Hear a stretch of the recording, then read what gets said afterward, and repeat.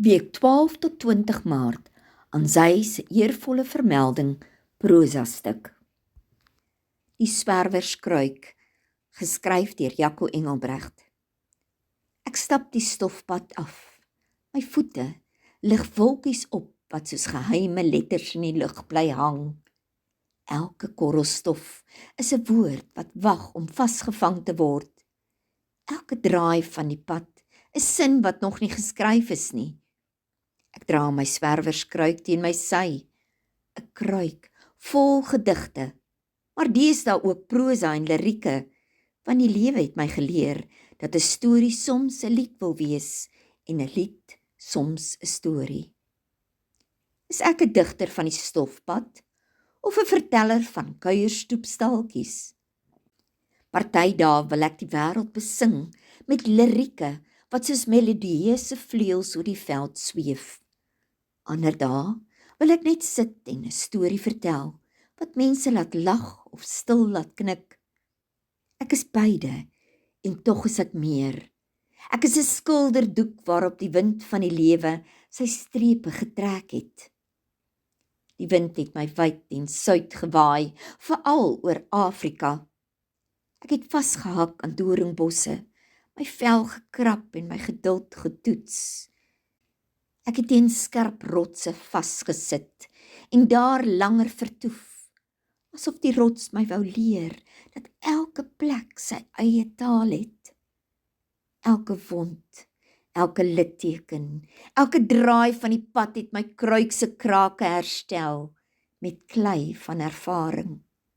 So het ek geleer, die reis is nie net beweging nie, dit is ook rus, ook pyn, ook luister na die aarde se stem. Op die pad hoor ek baie gedigte, van ander en van die aarde self. Die wind sing, die voëls roep, die trom van Afrika klop in die verte. Maar mense wil altyd die verhaal agter die verhaal hoor. Hulle vra, waar kom hierdie woorde vandaan? En ek antwoord, uit die stof wat aan my voete kleef, uit die sterre wat oor my waak. My stem wil soms skree, sodat die Suiderkruis en die Melkweg my storie self kan vertel. 'n Vertoning in die uitspansel vir almal om te sien. Die reis het nie die ritme van 'n trom nie, maar dit het 'n konstante kronkel. Soms draai dit wyd, soms smal. Ek volg dit, want die pad is my anker. Ek is 'n swerwer en tog is ek tuis in die nêrens. Die nêrens is my eers, want net daar kan ek woorde vind wat permanent geanker bly. Ek trek hulle uit my gedagtes, giet hulle in vloeiende ink op papier en weet dat iemand eers dit sal lees.